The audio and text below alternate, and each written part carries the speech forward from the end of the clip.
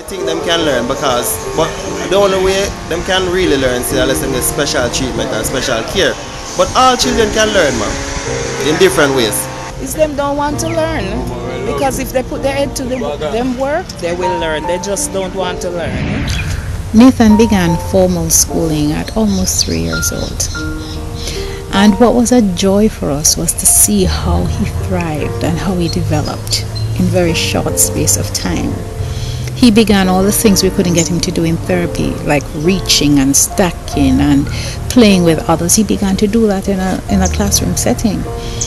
And what was amusing for us was that not only did he learn the good things, but he learned the bad things like pinching and spitting.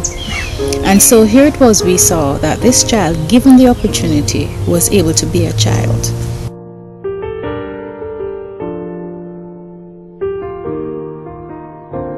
Okay, there are physical signs that a teacher must also look out for. Some children who may be leaning towards a special air and not seeming to be able to make the distinction between sounds. Now we teach, for example, in reading, we teach children to differentiate sounds in phonics. So this difference between a t and a t sound is important. Yet still this child might not be able to do this because there may be hearing impairments that are undiagnosed. Then there are those children also who appear to have vision problems. Many of our children in the classrooms, it's undiagnosed. So they are not seeing very well, they can't make out the words, they can't see from where they're seated in the classroom, so they're not able to copy from the board. And then we might mistake this to believe that the children don't care, they're lazy, but when, you know, there is a disability, a visual disability, we're not sure. So we need to look out for these signs to ensure that appropriate referrals are made for these children to get help. Then there are those children also who may actually be struggling as a result of some emotional behavioral problems, such as those children who have attention deficit problems, maybe with hyperactivity, so their activity level is pretty high and it's preventing them from learning. They can't sit still to complete given tasks. Then there are those children who appear to be withdrawn or maybe aggressive, but the teacher is not really sure why those signs are being seen in the classroom, but they prevent the child from learning. Recently, we sat down to talk with 3 principals about their experience of teaching students with disabilities in their schools. Children with disabilities should be in a school setting, whether it is a formal setting or informal setting, but children of all regions of abilities should be in some sort of setting. It doesn't, sometimes what could happen where you would find that they might not be the ideal fit in some schools, and that is where the resistance will come, because the schools themselves are not equipped to handle the children. There are situations where the schools can be trained, get their skill levels up to be able to assist and learn. Sometimes it's not really the academics that you're looking for in your child to have. It's the social graces, it's the getting their fine motor and gross motor skills strengthened, and that's all a part of what learning is about. It's not only academics. So when at our institution, Macam Center, when we get children coming in who have varying disabilities, whether they're physical, cognitive, learning-based, whatever it is, we take that approach that all children can learn. For the Hopewell High School's context, we may not have many children who exhibit physical disabilities. However, we have the hidden disabilities. And if we are in keeping with our mantra of every child can learn and every child must learn, children are God's creation, and I believe, and we believe at Hopewell High School, that all children can learn. And we've been working assiduously to help them to learn. We've seen progress, however, with those that we have been trying to work with based on additional training from our partners in education, and we have seen academic growth, and parents are really appreciative of the fact that we are going out on a limb to help the students, but we still need more support. What one has to consider is the rate at which a child learns, what the child learns. In our population, we have able-bodied children, and we do have some able-bodied who have learning challenges. We have those who do excellently.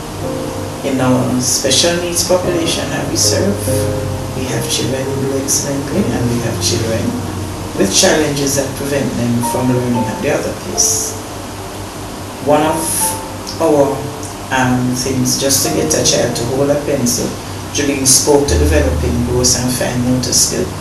Sometimes just to get a child with cerebral palsy or spinal bifida to hand a pencil, to be able to write on paper, to be able to sit up properly in a wheelchair.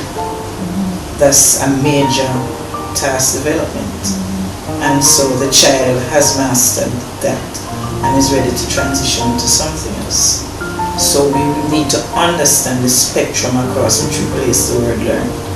So it's the child is learning, the child is achieving, the child is meeting some milestones. Yes, they can learn. Another serious challenge to reaching and teaching is dealing with mental health disorders in children. This is a growing concern among the school-aged population, which many persons and organizations tend to shy away from. While resources are available to assist children with other forms of disabilities, many times mental disorders are ignored. Thankfully, however, partners like RBC Royal Bank have seen the need for corporate support. Through their Children's Mental Health Project, RBC has shown their commitment to support community-based programs that reduce the stigma, provide early intervention, and increase public awareness about children's mental health. The issues of mental health in children are very special for us at this time, because it is in the child that the mental realities are formulated for the adult, and if the children themselves are not being socialized in the appropriate way at this time, then we recognize that we're going to have a huge mental health problem in the adult population when these children become themselves adults. I think it's important that we break up the issues into three age group areas.